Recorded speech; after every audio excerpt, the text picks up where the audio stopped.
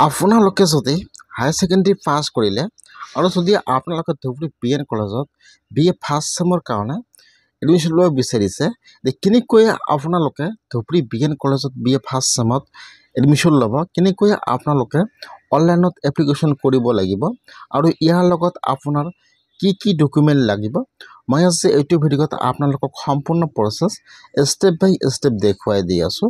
যদি আপোনালোকে ধুবুৰী BN কলেজত BA ফাৰ্ষ্ট ছেমৰ কাৰণে এডমিশ্যন ল'ব বিচাৰিছে, কেনেকৈ আপোনালোকে এপ্লাই কৰিব লাগিব, A to Z সম্পূৰ্ণ প্ৰচেছ ষ্টেপ বাই ষ্টেপ দেখুৱাই দি আছোঁ। আপোনালোকে জানিবলৈ হ'লে ভিডিঅ'টো সম্পূৰ্ণকৈ চাই ল'ব, স্কিপ নকৰাকৈ। আৰু যদি আপোনালোকে মোৰ চেনেলত নিউ হয়, মোৰ চেনেলটো ছাবস্ক্ৰাইব কৰি ৰাখি দিব। কেনেকৈ আপোনালোকে ধুবুৰী BN কলেজত BA ফাৰ্ষ্ট ছেমৰ কাৰণে এপ্লিকেশ্যনটো কৰিব লাগিব চাই লওক। এতিয়া আপোনালোকে ফাৰ্ষ্ট ধুবুৰী BN কলেজৰ অফিচিয়েল ৱেবছাইটত আহি যাব। আপোনালোকে লিখি চাৰ্চ কৰিব BN কলেজ, কিন্তু এইটো অফিচিয়েল পেজ অন হৈ যাব এনেকুৱাকৈ।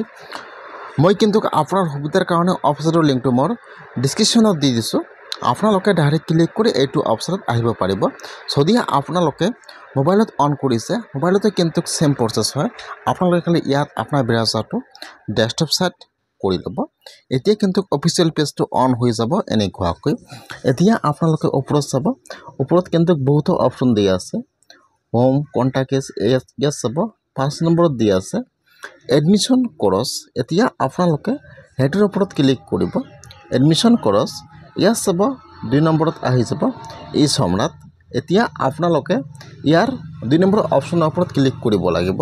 ইয়াত চাব ফাৰ্ষ্ট দি আছে এডমিশ্যন, 2 নম্বৰত চাব দি আছে ই সম্ৰাট। এতিয়া আপোনালোকে সেইটো অপশ্যনৰ ওপৰত ক্লিক কৰিব ই সম্ৰাট। যেতিয়া আপোনালোকে সেইটো অপশ্যনৰ ওপৰত ক্লিক কৰিব, এতিয়া কিন্তু ইয়াত আৰু এটা নিউ পেজ অপেন হৈ যাব এনেকুৱাকৈ।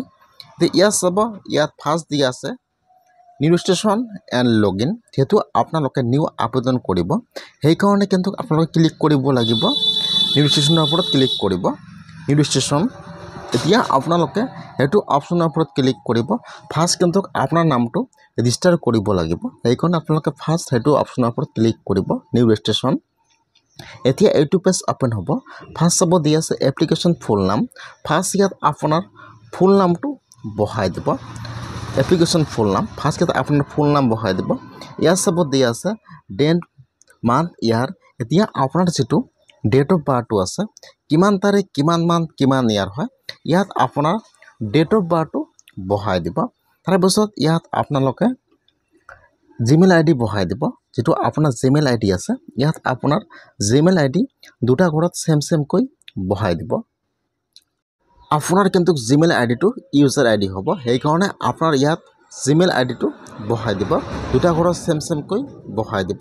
তলত চাব দি আছে পাছৱাৰ্ড আৰু কনফাৰ্ম পাছৱাৰ্ড। ইয়াত এটা আপোনালোকে ষ্ট্ৰং পাছৱাৰ্ড বনাই ল'ব। ইয়াত পাছৱাৰ্ড বহাই দিব আৰু তলত চাব দিয়া আছে মোবাইল নম্বৰ। তাৰপিছত যিটো আপোনাৰ মোবাইল নম্বৰ আছে, ইয়াত মোবাইল নম্বৰটো বহাই দি আপোনালোকে ৰেজিষ্টাৰৰ ওপৰত ক্লিক কৰিব।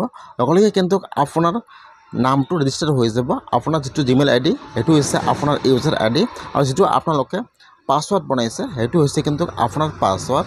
এতিয়া আপোনালোকে ইয়াত জিমেইল ID আৰু পাছৱাৰ্ডটো বহাই দিব। তাৰপিছত আপোনালোকে লগইনত ক্লিক কৰিব লাগিব। যেতিয়া আপোনালোকে লগইনত ক্লিক কৰিব, লগে কিন্তু ইয়াত এপ্লিকেশ্যন ফৰ্মটো অন হৈ যাব।